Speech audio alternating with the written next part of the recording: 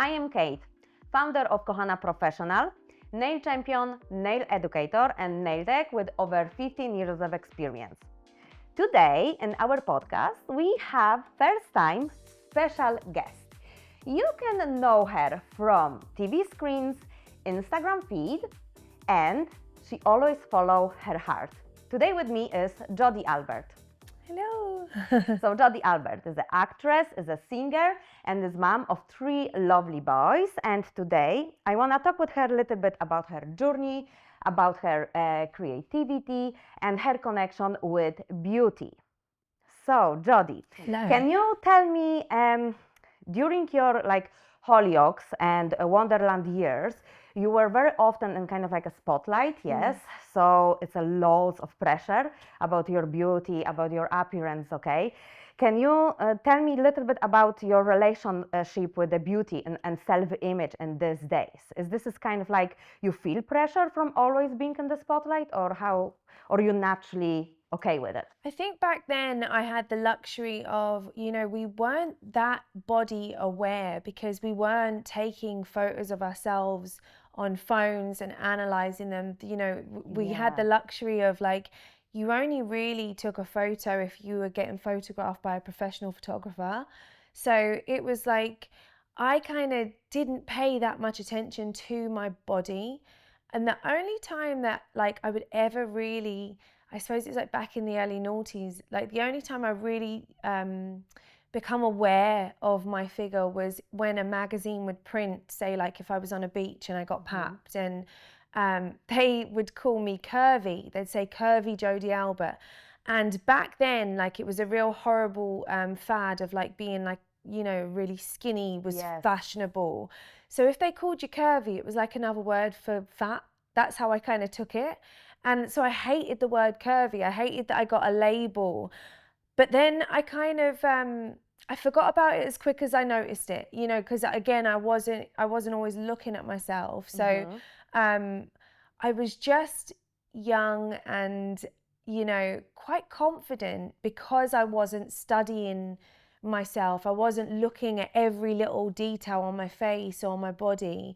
I just was living my life, and part of my job was to be on camera and do a photo shoot. And then if the photo shoot turned out nice, we were oh, that's really cool. Lovely, and so there was I think I just grew up in a time where I was quite fortunate that I wasn't over analyzing everything. So luckily I don't feel like I got caught up in being so body conscious or even aware of my face. And I just was doing a job and enjoying it, and it was quite glamorous and it was exciting, and I think it was easier back then, to be honest. Yes, it's different than these days, isn't it? Yeah, I feel everything is through a real HD lens, and it's we compare. There's a comparison culture where women are kind of comparing themselves to other women, and that kind of makes me a bit sad because women are just so amazing individually, and we've all got so many strengths in so many areas. And I love all the different body shapes and people embracing it. And I just, I know there's we've gotten better with it, I think, over the years, but I think it could still improve. And I just thank my lucky stars that when I was young and could have become very insecure, I wasn't really over analyzing myself. So so back then it was more fun than it was. It was more fun as well because pressure. I think these days also it's lots kind of apps available to kind of even change your face. If you don't feel confident in yourself and you see kind of we all have a little bit something we don't like. If you have to look at yourself, you're going to find something you don't like. And sure. You say, your days that time, it was professional photo shoot was taken, and you're oh, I'm happy. It was ooh, but lovely lighting and a talented photographer. It wasn't I was talking about this with my friend the other day. If you turned your own camera around and shot your face, you were a weirdo. Yeah. It was oh my God, she's in love with herself. Yes. It was a really weird, you just didn't do it. A selfie was just not something you did. And then when selfies become more normal, I still felt a bit funny taking a selfie. Yes. I was like, oh, my sister's going to absolutely rip me for this if I put this on Instagram of my own face, you know. And it's just, within 10 years, it's become so normal. Like, it's become the thing that you do. Yeah. And but then also you have kind of like built-in filters into the camera. Yeah. It's kind of scary as well. It is scary, but it's lovely if you're having an off day. I mean, I've got to be honest. I'm like, nowadays, if you are, you know, if you do need a little filter and you've got no makeup on or whatever, and you can't be bothered to put a full face of makeup on or get, you know, I'm quite lazy. Like, a lot of people that might shoot stuff on phones will have like big ring lights. And I only ever saw a ring light at a video shoot, again, in a professional manner. And it was only ever like a big director and a big like lighting director that would put these lights on. So I never did anything at home like that. You know, I'm a lazy girl by nature. Like, I like comfort. So if I'm taking a photo and there's a little light filter, like nothing too crazy, just, you know, change the light in or something, you know, don't mind that. But yeah, it was definitely easier back then. Yeah, because now the girls kind of like take a selfie and then they look in the mirror. Yeah. And can be a little bit different, like a little bit, sometimes big difference. Yeah, isn't I it? think we all can. You know, like when you're sitting on the couch and you open your phone and it's at this ugly angle and you're like, ooh, you scare yourself. And then you're like, quick, where's the light? Where's, from you the know, top view. we've all been there, you know, so. Tell me, do beauty treatments like hair, nails, makeup help you to feel more confident, or are you naturally confident? And like when you are, and do you like being in the spotlight? Is this helping you? Or you actually don't mind if somebody will just stand on the street and they like take a shot? I'm not crazy on being in the spotlight as I've gotten older. I think I did so much of it when I was younger that, like, unless I do come from a generation of like, you know, we had a trade. So like I trained to be an actress and a singer and a dancer as a child. And if I got a job, I fulfilled that job, and then that would finish, and then, you know, the attention would go because you go back into auditioning, and then you would do another job. It was kind of old school, and that's kind of the world that I've come from. So spotlight for me only really makes sense if I'm working on something that I want to promote. So yeah, I'd say I'm a confident person, as in like I know who I am as a person. Definitely having a nice bit of makeup on or having my hair done, having my nails done definitely makes me feel better, especially if I am going to go out and be slightly analysed or photographed. You know, it definitely is like war paint. You know, you put on your war paint and you're able for it all. But yeah, just as I've gotten older, I don't really do this anymore. Yeah. Okay, lovely. So thank you for coming. Thank you so much. Oh, you're a friend. You're a friend. You've done a lot of favors. And actually, I do have to just say that one of the biggest reasons for me doing today was because when I was like heavily pregnant and feeling at my worst, you would always fit me in for a little nail appointment, and our friend Sylvia would always do my hair. And in those moments, I needed that kind of like female energy, and that did make me feel so much better. So I was like, there's no way I can say no to Kate. Oh, thank you. You know, I always fit you in. Yes, Jodi, always, so, always. So thank you so much for coming. Can you tell me, did you ever had or have now as well a beauty idol? So my idols were my mother and my aunties. I again loved that, you know, when I was growing up in the 90s, they were just the way they were. Like, I remember being on holiday with my mum and my aunties, and they weren't like, they were in bikinis and they didn't have perfectly flat stomachs, but they, you know, they weren't paying attention to the way they looked either. They were having fun. And so that to me was really beautiful, and I still look back on that and find that really attractive. And my mum, you know, she'd always do her hair, and she'd put a little bit of mascara on. We were always about eyelashes. We like eyelashes in our family. But, you know, after that, everything was fairly natural, and, you know, she had her laughter lines, and she was still really beautiful. So I aspire to be that way. It's a little harder for me than, I suppose, like now it feels a little harder because there's a bit more, you know, in your face of what beauty should look like. You know, you open your phone and it's like, you should be in this, you should be, as a woman, you need to go to the gym and lift weights, or you're gonna, you know, fall over when you're 60. Yes. It's just like, there's just so much, like, it's overwhelming, you know, the amount of information on what you should be doing. It's like, why can't we just be like my mum and my aunties just were? They laughed a lot, and you know. You showed me the photo of your mom before, so you are like serious image of her. Yeah, like, you look like so. Yeah, so definitely the beauty is there. But that's attractive. Do you know, like like a being yourself. Not so aware. I know it's hard to switch that off, but you know, I find that really attractive, and I think that's what I keep aspiring to be the older I get, more comfortable in my skin, and more comfortable with aging, and more comfortable with the period of life that I'm in now, and you know, not trying to look like I'm 20, because I'm not 20 anymore. Like, I was good when I was 20, and now, you know, just embracing the age that I am in and the chapter I'm in. That's beauty to me. Yes. Is it hard? It is hard. It's hard, isn't it? It's hard. Yeah. It's hard for me now. As well. Yeah. It is hard now because you know, even there's just so much on your phones.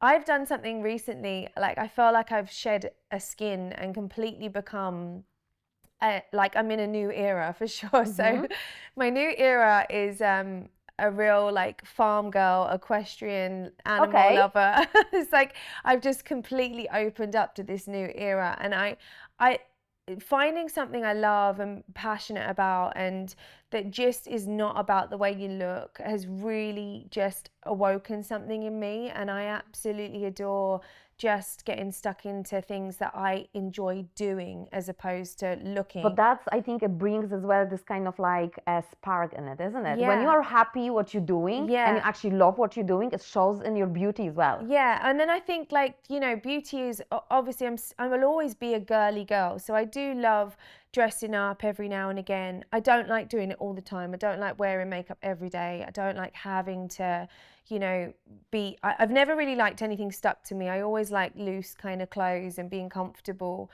But definitely in this phase of my life, I'm really enjoying this kind of, I've made it easier on myself because I'm following my heart rather than following my head.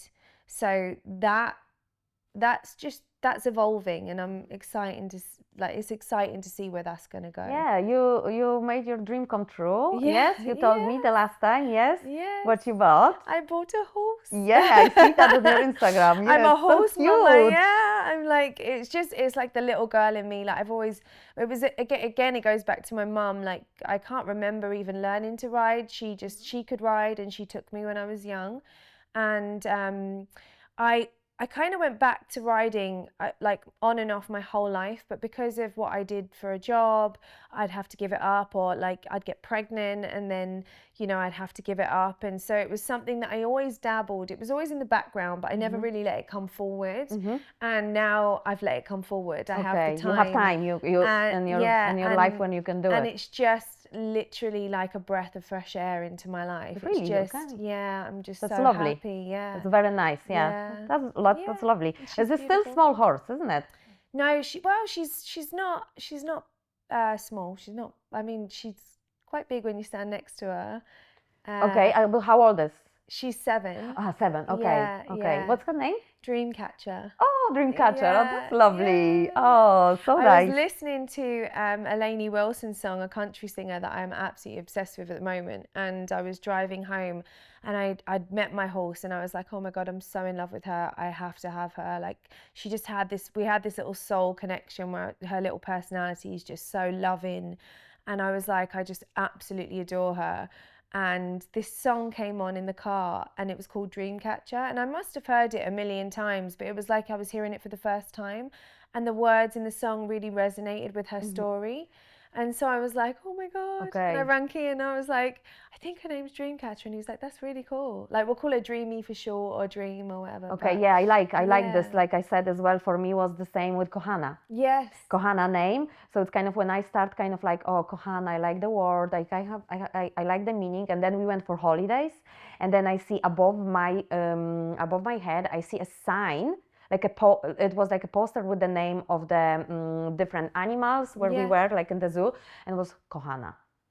I was like, shivers, you know, you when feel you know, this. you know, you just get a whole body feeling. How often do you see the name KOHANA? Yeah, you don't. It's like so unusual, and it was there above my head when I was thinking about it. It's just meant to be. Yeah, it's like sometimes things just, I do believe sometimes in life we're made to wait or go through something, and then the stars just align and it just kind of shows you the path that you're supposed to be on. Exactly, it's just there. Yeah, isn't it? That's literally just what has happened. Like just like with your journey with the KOHANA, it's like you knew. I remember you going through that period of where you were going to start it all yourself, and you were going out alone, and it was a big decision and it was a big step. But you were really determined. Like you were so focused that I was like, I know she's going to make it happen. Like she's going for it. Yeah. Lovely. Okay, let's talk about nails. So, do you remember the first time you had your nails professionally done? What kind of look did you go for back then? And then it was a short, long, acrylics, if you remember. So I feel like the first time I probably ever had my nails done, it was probably something like shellac, maybe. Something more natural. More natural, and just on my own nail. And then as I got older and the kind of longer nails came into it, and everyone was like, you know, with the nails, I felt like I probably went for, was it acrylic back then? The extensions? Okay, yes. Yeah, but did you have them done in Ireland or in the UK? It would have been in England, because you used to be able to just walk into shops and just be, so I think England always was more the acrylic. Yes, so I think it was acrylic, Yeah, I don't think I had gel actually until I came to you. Yes. Yeah. I remember even one time you coming to me, and you went to England, you had something on, so you went to the salon, and again they did acrylic for you. So it was when Kian was on tour and I was in between, because remember I'd come to you and kind of get like, I'd always go through little phases of different colours or themes or whatever, and I remember needing them redone and going to somewhere in England and then coming back to you and being like, fix them, help me. I was like, oh God, like the removal part. It's always so hard, but done. Nails are such a big part of how people express themselves these days. Did you have a signature nail style during your music or acting days? Do you usually could do what you like, or the producers will tell you what to do? It depends what job you're on, really, but mostly in acting, unless you were playing a character that's very, you know, dolly and done up, I would normally always have natural nails, you know, especially with acting, playing a character, you have to be able to adapt. So unless my character's job was to like have, you know, kind of fancy nails all the time, I wouldn't really have them. So yeah, most of the time my nails had to be natural. And so getting my nails done was more of something that I would do personally. If we were going to an event or something and I wanted my nails and my hair done, it would be more of a treat for me. But most of the time in life I have. Yes, you like your natural nails. Yeah. Lovely. So comes to yourself, do you follow a trends, or are you more classic when it comes to nails? I know myself because I was doing nails for you, but you can tell to our listeners. I feel like I follow my own trend. Yeah, I feel like I follow my own nose in everything. I always tell my kids we're trendsetters, we're not trend followers. And it's just, the reason being is because I just feel like you should be allowed to do what it is that you like, and you shouldn't be doing something because everybody's doing it. So I kind of apply that to everything in life. And so if I was like Christmas time, for example, if I was like, I want really over the top Christmassy nails, or, you know, I'd come into you and I'd be like, you know, and you'd always be like, okay, what are we doing? And it'd be like some kind of theme, just because it was the fun mood that I'm in. Whereas I know some people would like literally only have their French polish and it would always be the same thing, and they like the same thing all the time, or some people only have like dark nails and they stick with that. And I don't know, I think I change with my mood. So sometimes I remember you like only kind of like, because you like natural nails, I know that you mainly love your natural nails, but like I remember you asked me, or just very plain like cover base with like this kind of beige little undertone. like a little tone sometimes. Just to like see your natural nails. Yeah. But then, it's Christmas time coming. Then I know I have to book kind of like extra hour, okay? Because Jodi will be like, okay, I like this with the little twist. Paint Santa Claus on my nail. And she does it. Like I'll come in and I'll have this like mad idea, and I've probably like Pinterested a picture of what it is I want painted, and she just gets out all her brushes and she just goes to work, and I'm like, how did you pull that off? Like I have no idea how you actually did it, but you know. Yeah, and then I was like, Jodi, I don't know, will this last? Yeah. Say, we try. Don't go for it. Give it a go. Yeah. It's only for Saturday night. It's fine. Yeah. So you like, basically you like your natural looks, but if it comes for something nice, special occasions, you like a little bit twist. I do. Yeah, I do like to, get dolled up and do the whole thing, and then it feels lovely to go somewhere. Like I said, it's like a treat for me, rather than an everyday thing. Yes. Okay. Now, maybe you will share some little secrets from behind the scenes, because you are somebody who works closely with makeup artists, even with professionals for hair, for something like that. Yes. Is this something that general public will not know, and there is some secrets that it's kind of like they have to do something special, like for example, press on the nails?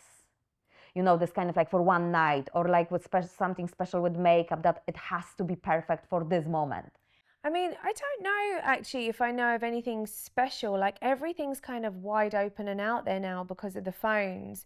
But like makeup artists definitely showed me how to do makeup from a very young age. Like I remember them like color paletting on the back of their hands, like from a really young age, and they were doing that to mix loads of different foundations to get the perfect tone that matched your skin.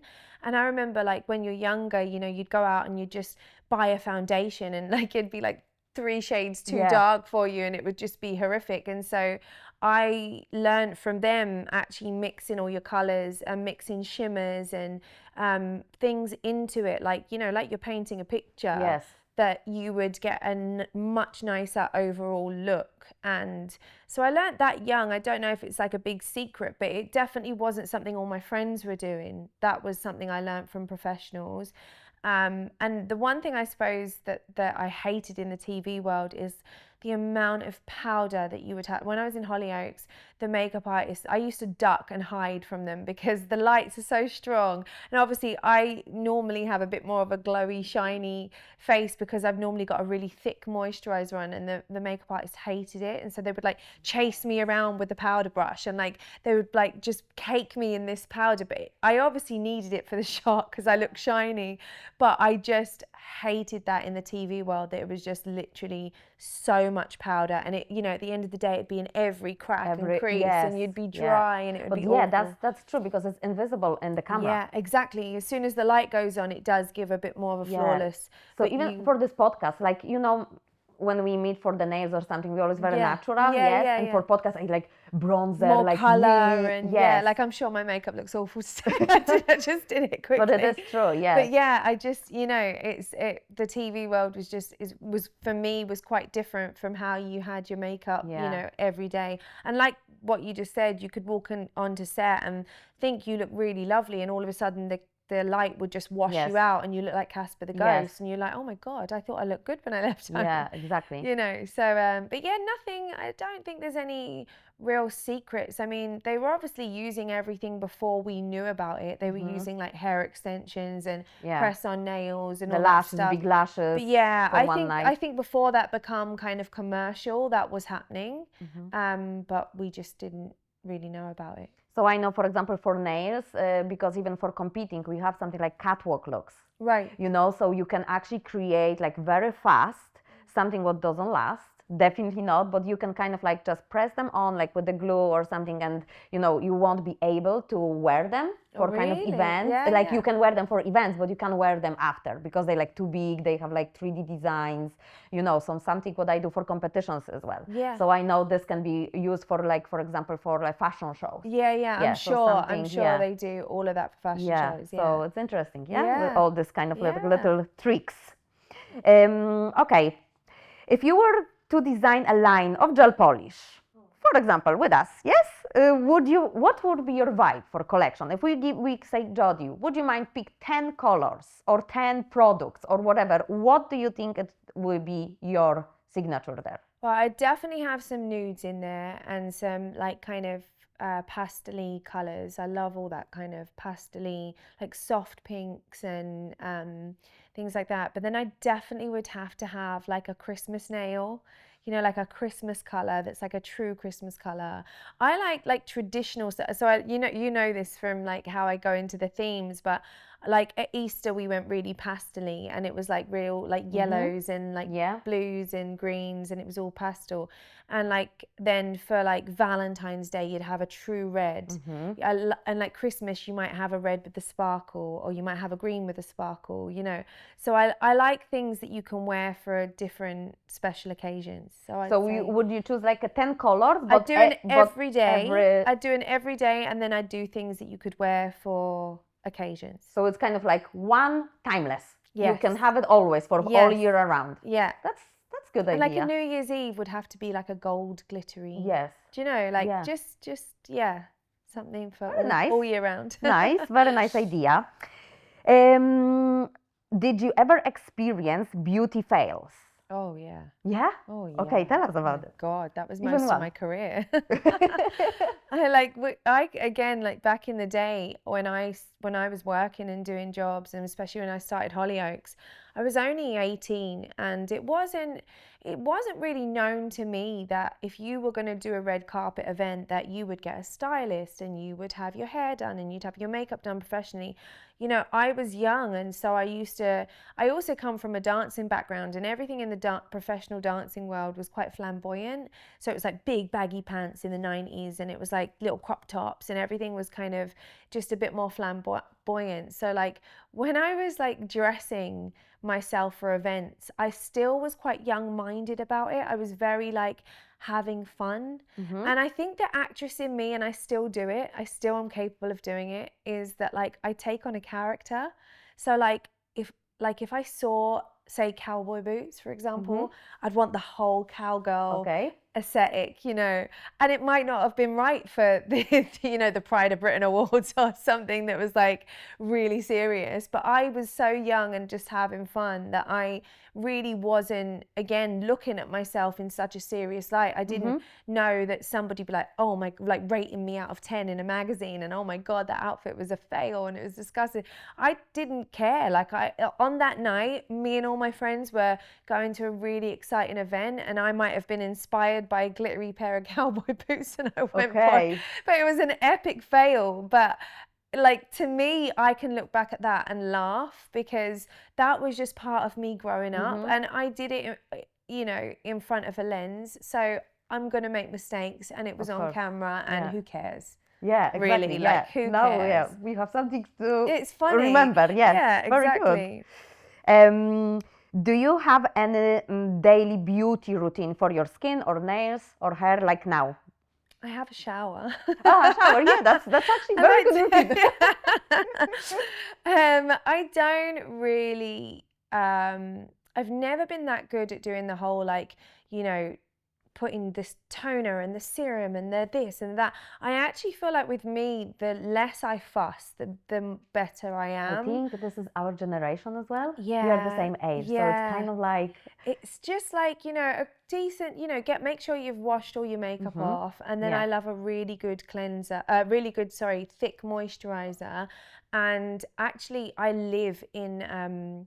just for every day, I just live with like little oils, like facial oils, you know, like I like something kind of dewy and oily that I can put on, and if I'm wearing no makeup, it's just feels nice. But yeah, not really anything Nothing special. specific. Not Do you know what I use? What? Just Nivea cream. Do you? I know so many people that use like that. I use the like micellar water just to remove the makeup and all, and then water, and then just a Nivea cream, the heavy cream. Yeah. You know, the thick. Yeah. The navy one. Yeah, I'm using a really thick one at the moment, called, I think it's called Le Posay Rocher, Mm-hmm. and it's the really thick cream, and that's really nice to go to bed in. Kind of, you wake up with a bit of a glow. But then I also really got into a skincare brand that was quite natural, like had nothing harsh in it. Because I just feel like when you're using it every single day, it's different if you're like trying to clear your skin and you need certain chemicals to do that. But I find the less I fuss, the better my skin is. Just like a nice bit of sunshine and, you know, just...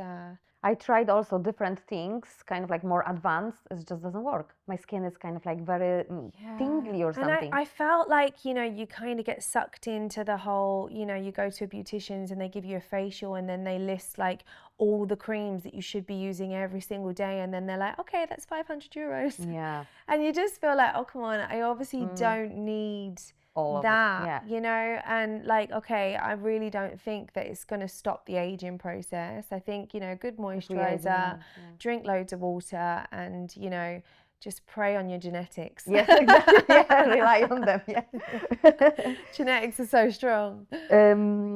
Okay, what advice would you give to young women who feels like they are not enough because of what they see online? Oh, this kills me. This actually upsets me so much. Like, I think the thing is about being young is, first of all, you've already got this beautiful youth that is just how you were supposed to be. And when I see girls that haven't been sucked into like trying to make themselves look older aesthetically by putting things in their face, I am like, oh my God, you're so naturally beautiful. Like, and that just being young and fun and just that is so attractive. My advice would be, it is so attractive to be comfortable in your own skin. Men find it attractive.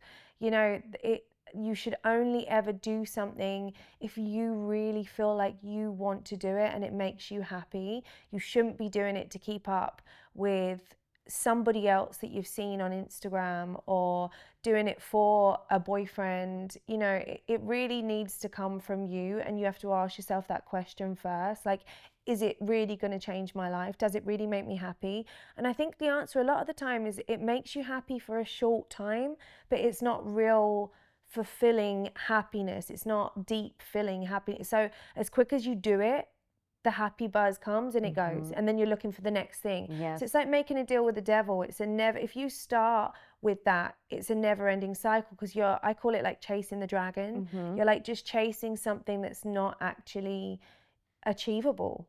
And actually, if you just go back to basics, it's like when I saw something that said like, I wish I was as skinny as the photograph that I thought I was fat in. Do you know, like we all have that moment where we look back and we're like, oh my God, I look good in that photo. And then you're like, oh, I wish I had that. But I remember thinking that I wasn't slim enough in that photo. And, you know, it's just like, why do we do that to ourselves? Like, what, you know, it's just, I feel like actually women are getting a bit sick of this, and there is a bit of a turn that's happening, but we just need to keep pushing it. We need to be like, do you, what makes you happy, but be like true to your internal happiness more than your external look, you know? This is what you say. It's actually remind myself on my wedding day. Like few days before my wedding day, I went and tried my wedding dress, and I started crying because I hate my arms. Oh, I know. It's so and then bad. now I look on the photos from my wedding, and I was like, oh, I'd love to have arms like this. That's the thing, yeah. And you can kind of lose your life like that, exactly. always Thinking, wishing for something more, and then time just goes really fast, and it's just like, I'm not saying it's easy, and it is something we all have to really work on, but you know, I think you've just got to try and separate what's real and what's not. And it's like, you know, outside beauty, it should be fun, it should be playful, and it should be something that you do in that like one night with your girls or on a date night, but it shouldn't be something that you feel like is a standard that you have to do every day and live your life by, because that's like putting yourself in a prison. Yes, like nobody needs to live like that, you know.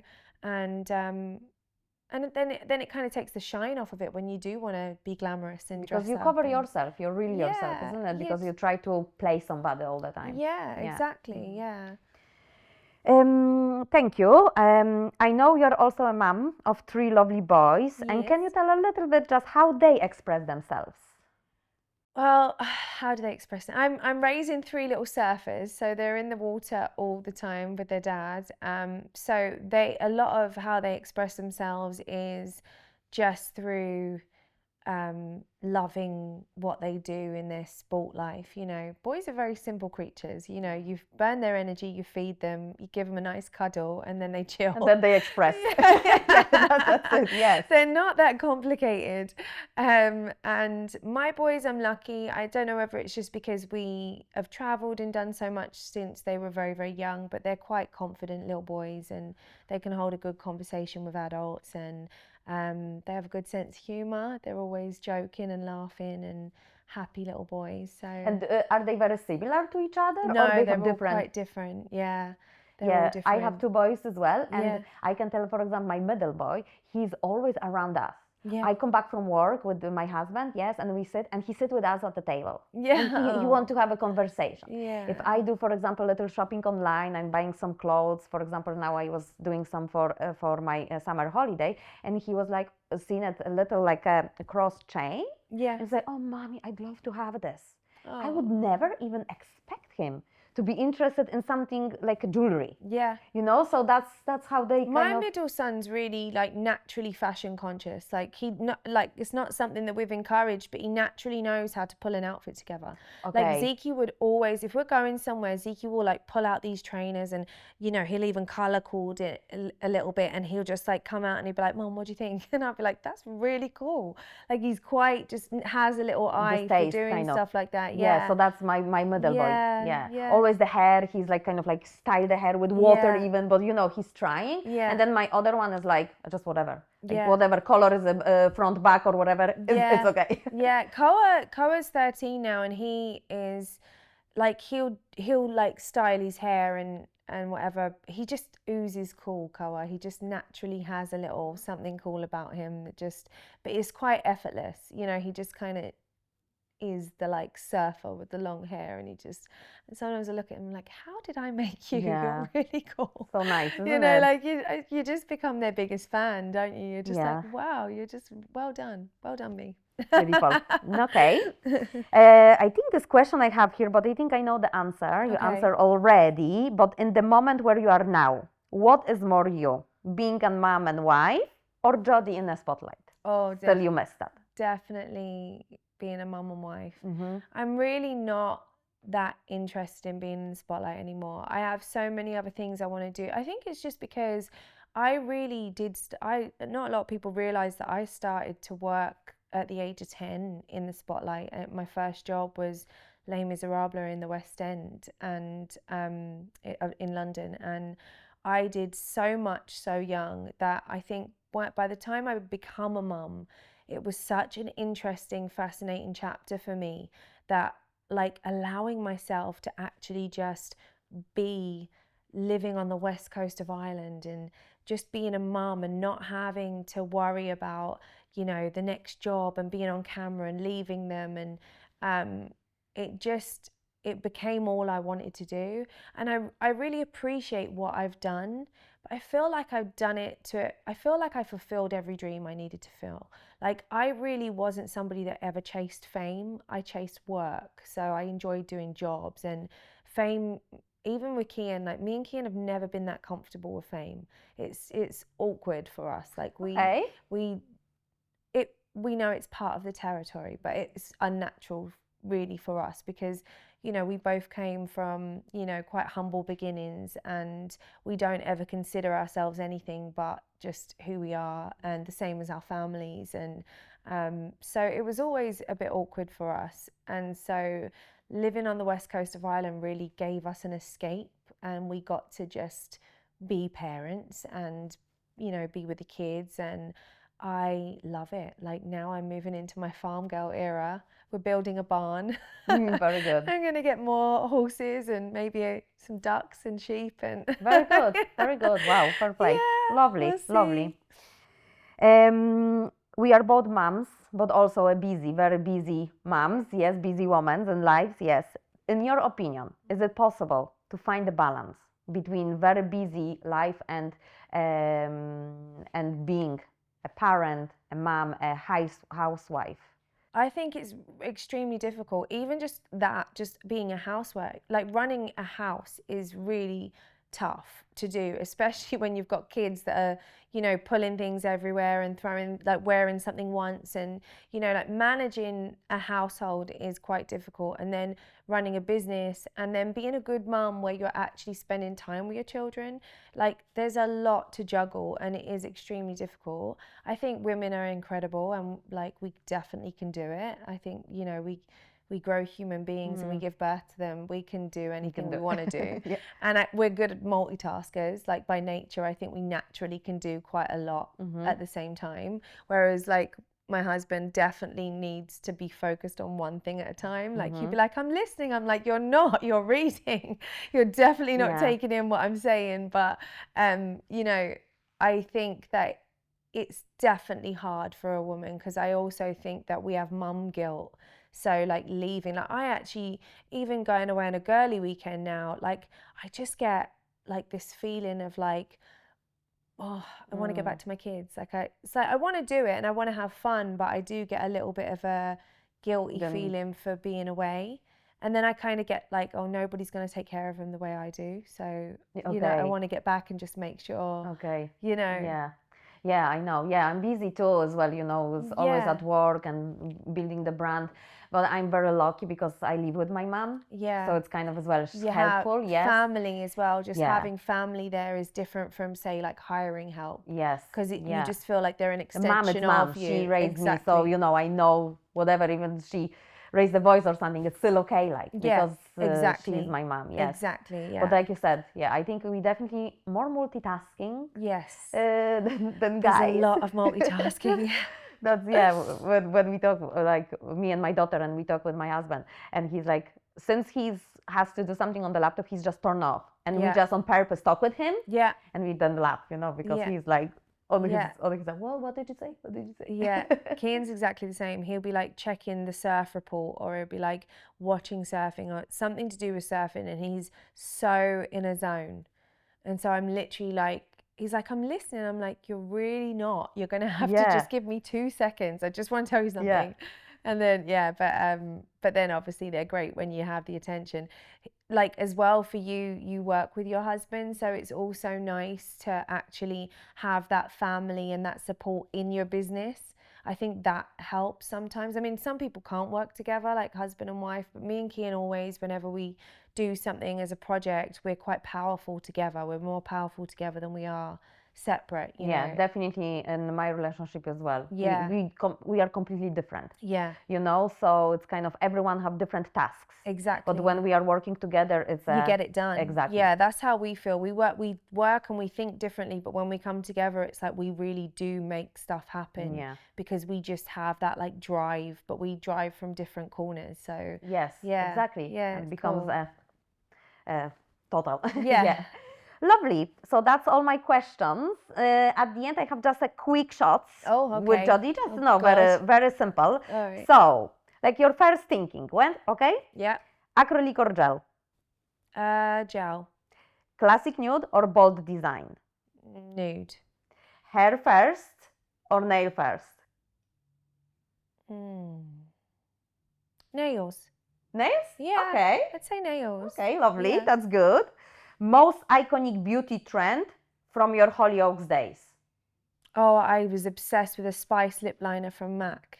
It was just spice lip. I didn't shoot a scene without it. Okay. Yes, good to know. Spice lip liner. Red carpet glam or natural glow? Oh, natural glow. Favorite nail shape? Almond, square, stiletto? Square. One color forever. What you pick? Baby pink. Short and chic or long and dramatic? Short and chic. French tip or full color? Now full color. Back in the day, I would have said French tip, but now full color. Okay, lovely. And that's it. Thank you so much. Thank you. Thank you so much. It was lovely to have you in. Yeah, lovely to chat. Okay, that's it for today. Thank you so much for watching and listening. If you like this episode, don't forget subscribe and follow.